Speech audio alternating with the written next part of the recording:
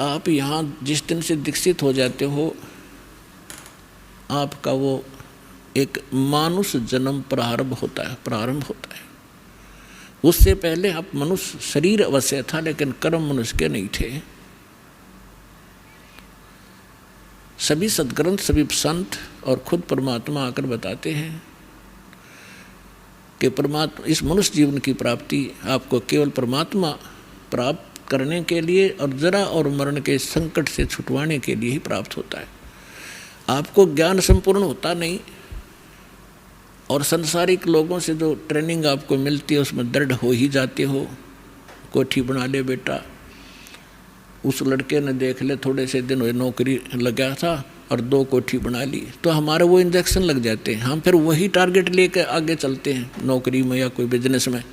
कोठी बनाऊं, प्लाट लूँ, कार लूँ बढ़िया सी, और 1 मिनट में मृत्यु हो जाती है और कोठी कार धरी धराई रह जाती है।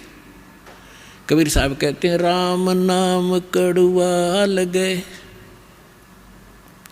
राम नाम कड़वा लगे, ये मीठे लगे दाम, दुविधा में दोनों गए, भाई माया मिली ना राम।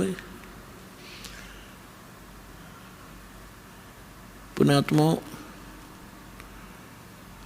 इस अध्यात्म मार्ग से जब आप परिचित हो जाओगे, आपको कोई किसी प्रकार की भी शंका, डाउट नहीं रहेगा। जैसे आपको ज्ञान वही होता है, प्रमाण वही होते हैं, उदाहरण वही होते हैं जो रह रहकर पूरे वर्ष सुनाए जाते हैं। और आपकी आत्मा को ये ज्ञान और ये प्रमाण कितनी बार सुने उतनी बार अच्छे लगते हैं, तो आप स्वस्थ हैं।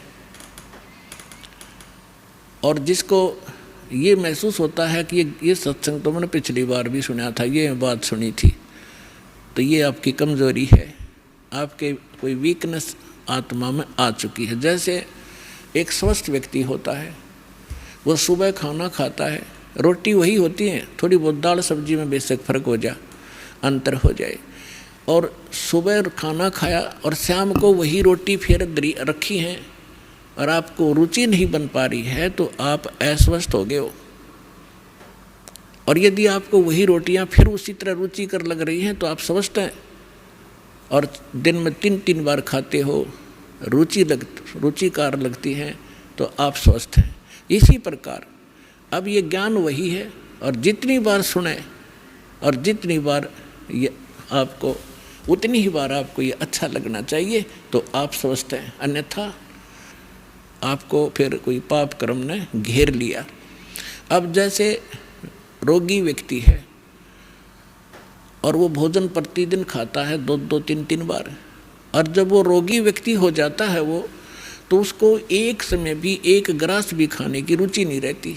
कारण क्या हुआ कि उस रोग ने उसके शरीर की व्यवस्था खराब कर दी। जो मीठी वस्तु थी, खाने योग्य पदार्थ थे, वो भी कड़वे लगने लगे। उसका तरीका क्या है? उसका तरीका ये है कि कड़वी, जैसे किसी को मलेरिया हो गया और उसने वो कड़वी कुनीन, रोटियां तो भी कड़वी, वो खानी पड़ेंगी, ना चाहते भी खानी पड़ेंगी, चाहे वो रुचि कर लगे चाहे ना लगे। उनके खाने से फिर धीरे धीरे बुखार ठीक होगा, जबर ठीक होगा, तो वह रुचि भूख बढ़ेगी और फिर स्वादिष्ट, स्वस्थ होते ही फिर स्वादिष्ट हो जाएंगे। तो इसी स्वादिष्ट लगा करेंगे। इसी प्रकार ये सत्संग के अंदर ये दोनों डोज हैं। इसमें आत्मा का आहार भी है और ये ट्रीटमेंट, ये उपचार भी साथ होता है।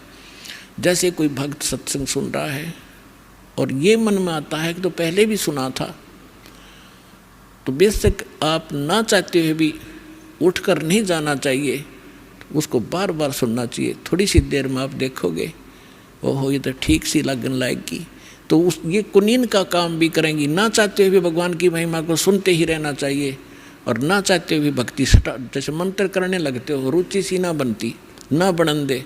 एक बार मंड जाओ करडे से होकर, मन भागन दे, दूर थोड़ी देर भागेगा, फिर आप सेट होगा। इसी प्रकार परमात्मा कहते हैं, कबीर हरि के नाम को हेज बजो चाहे खज, उल्टा सुल्टा ओ गही खेत पड़ा जो बीज। अब परमात्मा के नाम में लग जाओ, चाहे हेज यानी अपनी रुचि से, या खज के माथा सा ठनकते हुए भी शुरू कर दो। और कहते हैं जैसे खेत में बीज पड़ गया, उल्टा पड़ो तो उल्टा उगेगा। तो इस प्रकार आपने इस ज्ञान को सुनना चाहिए।